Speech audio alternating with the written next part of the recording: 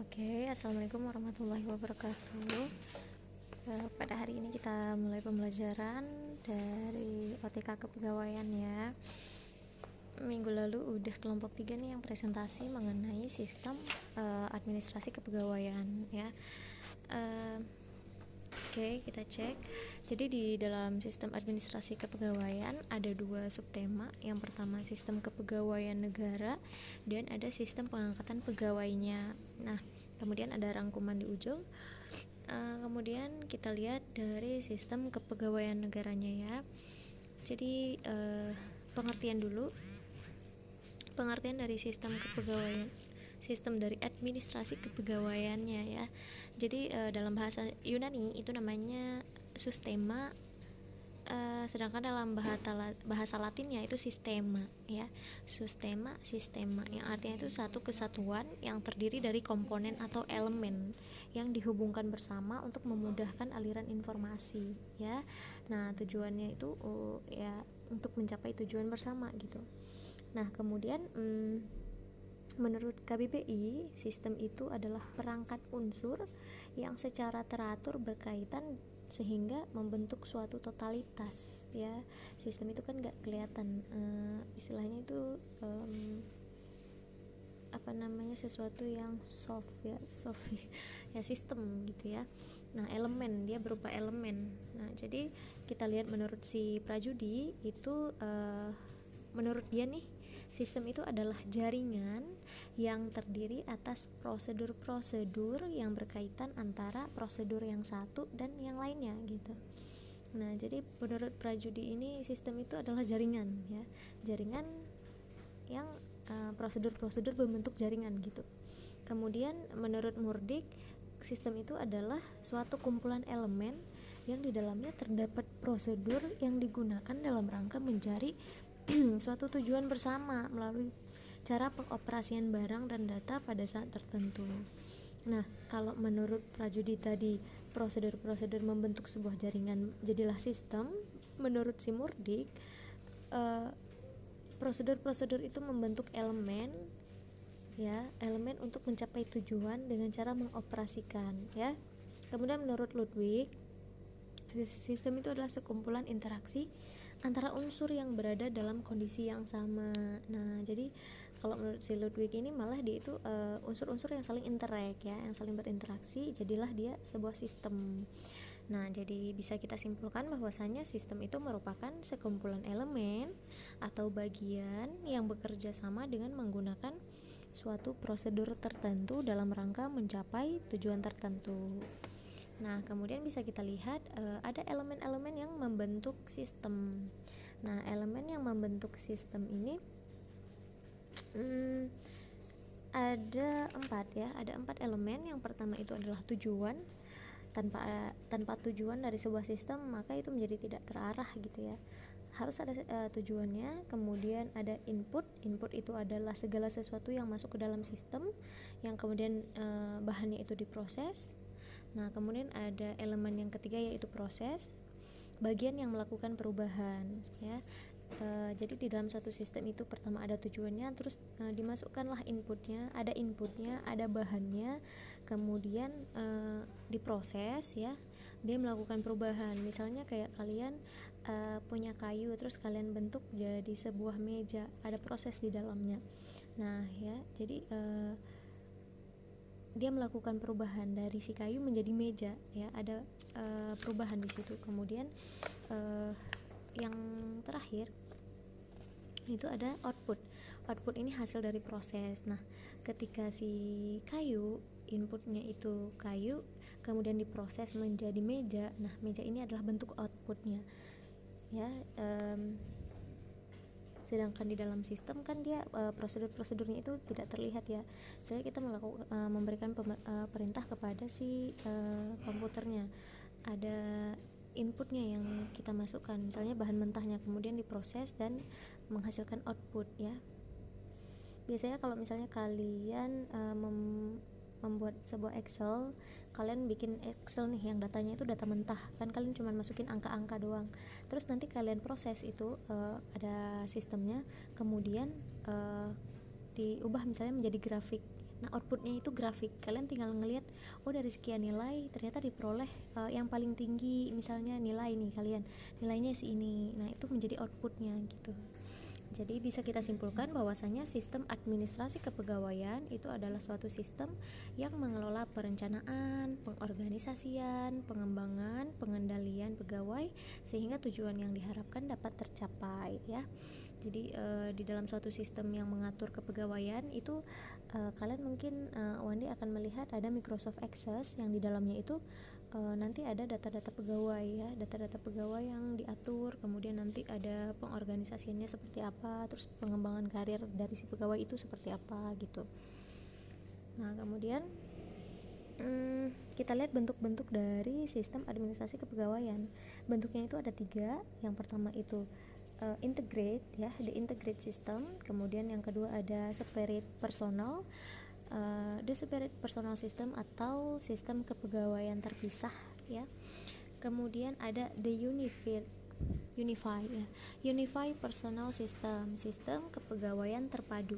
Jadi yang pertama terintegrasi, yang kedua terpisah, yang ketiga itu adalah terpadu ya.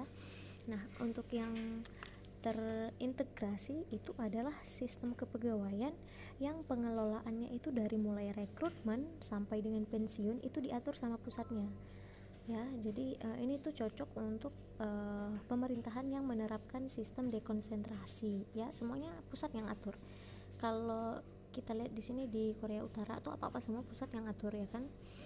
Nah, kemudian ada yang kedua itu terpisah. Nah, terpisah ini adalah sistem kepegawaian yang pengelolaan administrasinya itu dilakukan oleh tiap daerah ya. Jadi pemerintah daerah itu punya kuasa dan wewenang untuk menunjuk personelnya sendiri, mulai dari penerimaan, menyeleksi, mengangkat ya, mengembangkan, menempatkan, memindahkan, pokoknya segala halnya itu si daerah ini punya wewenang ya, seperti itu. Kemudian yang ketiga itu ada unify atau terpadu.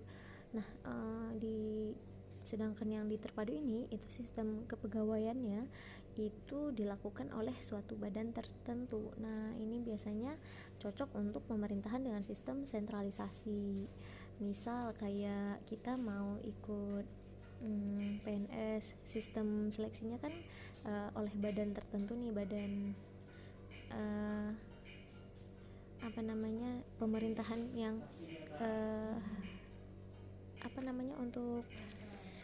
untuk itu aparatur bukan apa sih namanya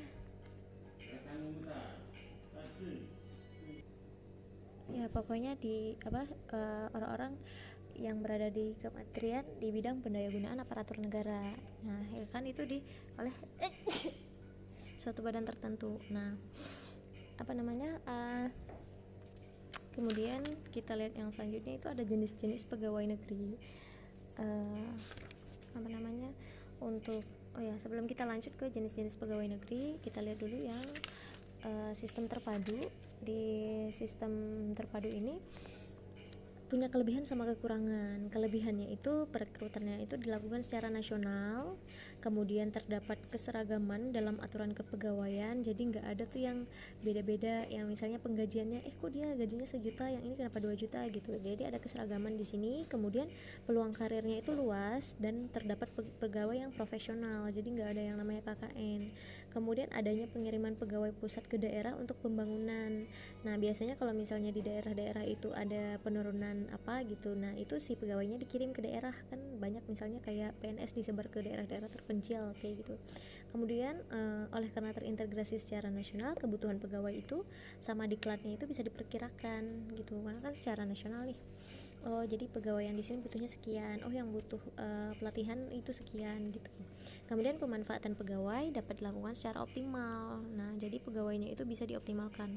Tapi ada kekurangannya nih. Kekurangannya ada 4. Yang pertama, sering terjadi keterlambatan. Jadi kalau di daerah ada kebutuhan pegawai nih, karena sifatnya nasional kan, sistemnya lama, jadi ada keterlambatan terhadap kebutuhan yang tadi yang lokal. Terus habis itu lebih sulit bagi pusat untuk memenuhi kebutuhan pegawai pemerintah daerah. Yang namanya di daerah kan, jadi kebutuhan si pegawai nggak bisa langsung bisa terpenuhi karena itu bersifat nasional gitu. Kemudian pengangkatan pegawai daerah oleh pemerintah pusat sering menimbulkan konflik dengan pemerintah daerah ya, karena cenderung lebih memenuhi kepentingan pusat. Nah, si pusat ini merasa istilahnya punya kuasa gitu dari si daerah. Nah, jadi suka terjadi konflik, si daerah istilahnya punya wewenang, si pusatnya juga pengen mengambil wewenang tersebut gitu. Kemudian yang terakhir, loyalitas pegawai itu lebih banyak diberikan kepada pusat daripada pemerintah daerah, karena biasanya kalau pemerintah pusat kan sistem penggajiannya lebih besar karena istilahnya itu terintegrasi ya kan. Kalau misalnya di daerah itu agak kurang karena pengawasannya pun minim. Nah, jadi loyalitasnya itu kurang. Nah, sedangkan untuk yang separate atau yang terpisah itu kelebihannya itu kesetiaan dan kinerja pegawai itu lebih efektif, karena kan langsung ya si daerahnya ini langsung melakukan sistem kepegawaiannya itu langsung kepada si orangnya gitu. Jadi kesetiaannya itu lebih efektif. Kemudian ada keterikatan moral antara si pegawai sama si pemerintah daerah gitu kan, karena prioritas untuk menjadi pegawai diberikan kepada penduduk setempat. Nah, jadi istilahnya ada keterikatan moralnya lah. Nah, kemudian pegawai cenderung mengetahui kondisi daerahnya dengan lebih baik karena kan daerah sendiri. Kemudian lebih ekonomis karena skala gaji itu lebih bersifat lokal. Kemudian pemerintah mengadakan perekrutan dan pengelolaan SDM-nya itu bisa dilakukan perekrutan dan pengelolaan SDM sehingga itu sesuai dengan kebutuhan daerahnya. Jadi yang namanya sistemnya di daerah, perekrutannya di daerah, semuanya di daerah. Jadi kayak yang bisa diprediksi gitu loh. Oh, kebutuhannya segini. Jadi langsung, nggak yang kalau pusat kan ke daerah dulu harus survei ini itu gitu kan. Kalau ini kan langsung di daerahnya gitu. Kemudian pemerintah bisa memiliki kendali atas seluruh stafnya karena di tiap daerah langsung nih antara si pemerintah sama si pegawainya itu langsung interact. Kemudian mengurangi tingkat urbanisasi. Nah, urbanisasi ini kan orang-orang daerah ke kota, jadi bisa mengurangi itu. Nah, tapi kekurangannya ada 3 nih. Kalau yang tadi kekurangannya 4, ini ada 3. Yang pertama itu pemerintah daerah yang kecil itu sulit untuk merekrut pegawai yang profesional ya kan, karena gajinya terbatas gitu. Kemudian hanya efektif kalau di kota yang besar. Kalau kota-kota yang kecil itu ya seperti yang kita ketahui, kalau misalnya di pelosok-pelosok kayak gitu kan kurang ya. Nah, kemudian peningkatan karir kemungkinan akan terhambat karena pemerintah daerah lebih memprioritaskan pegawai yang berasal dari daerah setempat, seperti istilahnya jago kandang ya. Jadi peningkatan karirnya hanya untuk orang-orang yang di lingkungannya dia gitu. Kemudian kalau untuk yang sistem terpadu atau unified personal system itu kelebihannya itu adanya komisi yang mengatur pegawai secara nasional. Jadi ada orang-orang yang mengatur gitu ya. Kan kayak yang pas PNS itu diatur kapan pembukaan perekrutannya, kapan ininya, kapan ini. Jadi ada yang ngatur gitu. Kemudian yang kedua, bisa membantu pemerintah daerah untuk mendapat pegawai yang profesional. Nah, karena dia yang rekrut, dia ngelihat kompetensinya. Nah, nanti orang-orang ini yang pasti lihat di daerah sini kurang, ya udah ditransfer ke sana gitu. Kemudian ada perlindungan dari tindakan yang sewenang-wenang. Nah, misalnya kalian di PNS, kalian bisa melaporkan nih kalau misalnya ada tindakan yang nepotisme, ada yang kekerasan dan sebagainya. Kemudian ada pengawasan dari pusat, tapi tidak mengurangi kewenangan pemerintah daerah. Nah, jadi si pusat ini mengawasi, tapi si daerah juga bisa mengambil keputusan gitu. Kemudian mutasi itu dilakukan tanpa merusak karir. Nah, keuntungannya yang keenam ini, mutasinya itu nggak merusak karir. Jadi kayak yang dia mutasi bukan berarti karena kinerja dia rendah gitu, tapi emang udah diatur untuk mutasi gitu. Kemudian dapat mengurangi kolusi dan nepotisme. Nah, jadi ini nggak ada yang namanya orang dalam. Kalau yang daerah tadi kan bisa masuk orang dalam karena orang-orang daerahnya doang yang diprioritaskan gitu. Nah, tapi kalau misalnya di sistem yang terpadu itu kolusi nepotisme tuh bisa dikurangi. Namun ada kekurangannya nih. Kekurangannya yang pertama, ada campur tangan politik si komisi ini. Kalau komisi tadi kan mengatur nih, jadinya dia ada ada campur tangan politiknya lah. Ya, seperti yang kalian lihat sekarang di era-era politik ini ya kan. Kemudian adanya perbedaan persepsi antara pegawai pemerintah sama komisi. Perbedaan persepsi ya itu sering terjadi gitu ya. Kemudian merekrut pegawai profesional lebih sulit karena keterbatasan karir. Nah, kemudian kesulitan untuk mengembangkan prosedur kepegawaian, standar kerja, sistem kajian, dan aturan kedisiplinan ya. Kemudian kita next, jenis-jenis pegawai negeri itu ada pegawai negeri sipil sama pegawai negeri sipil daerah. Kalau yang pusat itu gajinya itu dibebankan kepada APBN, anggaran pendapatan dan belanja negara. Nah, terus bekerjanya itu di pemerintah pusat, sedangkan yang daerah itu gajinya itu dibebankan kepada APBD ya, anggaran pendapatan dan belanja daerah. Kemudian mereka bekerja pada pemerintah daerah. Nah, kemudian yang di PNS pusat itu biasanya di kementerian, tapi yang bernomenklatur ya, jadi kayak menteri koordinator, menteri negara gitu ya. Jadi nomenklatur itu penamaan yang dipakai dalam bidang atau ilmu tertentu, ada tata namanya gitu. Nah, kemudian di sekretariat, di perwakilan RI, perwakilan instansi luar negeri ya, di pemerintah non kementerian, di pemerintah wilayah, pemerintah daerah, BUMN, BUMD, proyek-proyek. Nah, itu biasanya PNS pusat. Kalau misalnya yang daerah itu biasanya sekretariat daerah provinsi. Nah, terus Bapeda, kemudian ada pengawas daerah, BUMD juga bisa ya kalau pemerintah daerah. Kemudian ada dinas-dinas otonom sama di proyek-proyek seperti itu. Nah, kemudian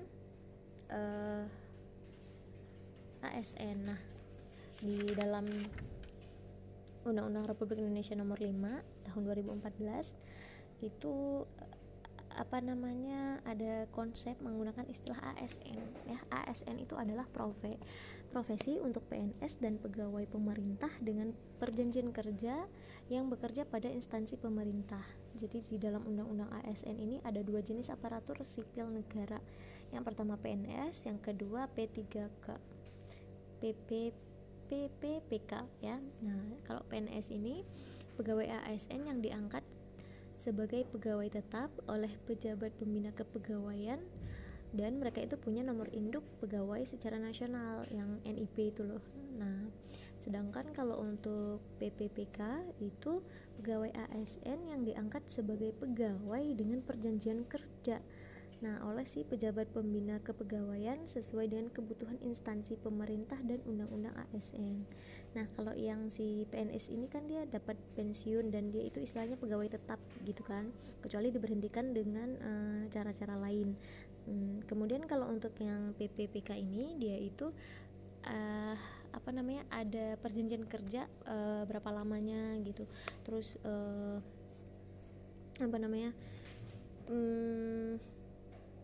kemudian proses seleksinya juga terbatas gitu. Misalnya di instansi ini lagi butuh nih orang-orang PPPK ini, ya berarti yang direkrut hanya di instansi itu. Beda kalau sama PNS itu kan secara nasional dilakuin rekrut walaupun yang diambil dari instansi gitu kan. Nah, seperti itu. Terus kalau misalnya PPPK ini dia nggak ada kayak PNS, bukan tetap, dia itu kayak semacam kontrak yang cuman ada beberapa jangka waktu gitu loh. Dan nanti kalau misalnya perjanjian kontraknya udah habis, ya udah berarti dia udah nggak jadi pegawai di situ lagi gitu. Nah, kemudian kita lihat di sini ada formasi dari PNS ya. Ada anggota TNI, ada anggota Kepolisian Negara Republik Indonesia, sama pejabat negara. TNI kalian pada udah tahu dong, prajurit negara kan. Nah, jadi dia itu warga negara yang memenuhi syarat terus diangkat sama pejabat berwenang untuk mengabdikan dirinya dalam dinas keprajuritan. Nah, kemudian ada sedangkan anggota Kepolisian Negara Republik Indonesia itu pegawai negeri yang memelihara keamanan dan ketertiban masyarakat. Adapun pejabat negara ya seperti yang kalian tahu ya, pejabat negara itu anggota lembaga tertinggi ya. Pegawai negeri juga bisa diangkat menjadi pejabat negara, tapi ketika pegawai negeri diangkat menjadi pejabat, itu dia diberhentikan dari jabatan organiknya. Jabatan organik itu tugas pokoknya, tapi hilang status pegawai negerinya itu nggak hilang, cuman jabatan organiknya itu harus diberhentikan. Kemudian kalau misalnya pejabat negara yang berasal dari jabatan karir yang dia itu secara struktural dan fungsional itu punya jabatan, nah itu dia tidak diberhentikan dari jabatan organiknya. Jadi yang diberhentikan cuman jabatan karir ya, bukan jabatan organik gitu. Nah, kemudian ada sistem kepegawaian daerah ya. Sistem kepegawaian daerah ini kalau di Indonesia kita itu menggunakan gabungan ya. Kita itu pakai gabungan antara Unify personal system sama separate system. Jadi kita pakai yang terpadu sama terpadu sama yang terpisah ya, separate. Terpadu sama yang terpisah, yang tiap-tiap daerah sama yang dilakukan sama si instansi tadi ya kan. Kayak PNS kan ada badannya sendiri yang mengatur tentang PNS gitu. Nah, kemudian yang pertama kita lihat Badan Kepegawaian Negara. Badan Kepegawaian Negara ini atau BKN itu adalah lembaga pemerintah pusat yang dibentuk untuk melaksanakan tugas pemerintahan dari presiden, yaitu tugas di bidang administrasi kepegawaian negara sesuai dengan perundang-undangan yang berlaku. Fungsi dari BKN itu apa? Jadi dia mengkaji sama menyusun kebijakan nasional, terus penyelenggara administrasi dan informasi kepegawaian. Nih kalau misalnya PNS di mana-mana itu pada kekurangan pegawai, nah itu si BKN ini menyediakan informasinya. Kemudian ada penyusun norma standar dan prosedur kepegawaian. Jadi misalnya ada yang mau diangkat, ada yang mau dipindahin pegawai, siapa yang mau diberhentiin, siapa yang mau dipensiunin nih. Nah, itu si BKN nih tugasnya ya. Kemudian dia pelaksana mutasi juga antar provinsi gitu ya. Jadi tugasnya banyak ya, berat gitu. Kemudian penyelenggara administrasi kepegawaian pejabat negara dan mantan pejabat ya. Kemudian penyelenggara bimbingan teknis pelaksanaan perundang-undangan. Jadi yang bikin undang-undang tentang kepegawaian pun dia gitu ya.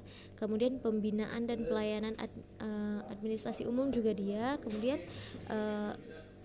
dia mengawasi dan mengendalikan norma standar serta prosedur kepegawaian. Jadi secara umum tentang kepegawaian secara nasional itu di si BKN nih yang berfungsi gitu ya. Sedangkan untuk BKD, Badan Kepegawaian Daerah, itu adalah perangkat daerah yang melaksanakan administrasi pegawai negeri daerah dalam membantu tugas pokok pejabat pembina kepegawaian daerah. Nah, jadi si BKD ini di bawah perintah kepala daerah dan bertanggung jawab kepada kepala daerah. Nah, ya. Pembentukan BKD itu terdiri dari kepalanya, sekretariat, bidang, sama jabatan fungsional. Fungsinya apa? Dia menyusun peraturan perundang-undangan daerah, ya. Penyelenggara administrasi PNS daerah, perencanaan pengembang kepegawaian daerah, pokoknya semua yang di daerah si BKD inilah gitu ya yang melaksanakannya. Kemudian tata usaha kepegawaian, TUK ini itu rangkaian kegiatan yang berkaitan dengan pengumpulan, penyusunan, pengelolaan, pemeliharaan, dan penyimpanan data kepegawaian secara tertib dan teratur. Jadi data pegawai itu pas mau ditemuin kembali nih, nah itu waktunya lebih fleksibel dengan adanya tata usaha ini ya. Nah, jadi rangkaian kegiatannya itu yang pertama pengumpulan data pegawai, kemudian disusun, udah dikumpulkan, disusun, kemudian dikelola, baru deh dipelihara, yang terakhir disimpan ya. Ini mirip-mirip dengan rangkaian administrasi sarana prasarana. Nah, jadi data-data pegawai itu dikumpulin dulu, dokumen-dokumennya apa aja nih dengan urusan kepegawaian, baru udah habis itu dilakukan penyusunan data pegawai ya. Jadi disusun, ditempatkan yang baik gitu. Jadi pas mau dicari itu mudah ditemuin. Kemudian baru deh dikelola data-datanya. Jadi direkap yang berstatus PNS siapa, yang bukan PNS siapa, jadi dikelola. Nah, jadi nanti direkap berdasarkan jenis kelaminnya, berdasarkan yang udah ikut diklat sama enggak gitu ya. Baru habis itu dipeliharanya itu supaya enggak rusak, biar enggak hilang data-datanya. Karena misalnya kayak ijazah dan sebagainya itu itu disimpan di data kepegawaian ya. Jadi sertifikat-sertifikat kayak gitu itu disimpan di situ. Jadi jangan sampai hilang. Nah, baru deh habis itu dilakukan penyimpanan hard copy itu maupun dalam bentuk digital. Jadi nggak cuman digital doang atau nggak cuman hard copy-nya doang gitu ya. Jadi harus saving gitu, dan kalau misalnya dibutuhin itu dicarinya gampang gitu ya. Nah, kemudian yang selanjutnya itu ada sistem pengangkatan pegawai.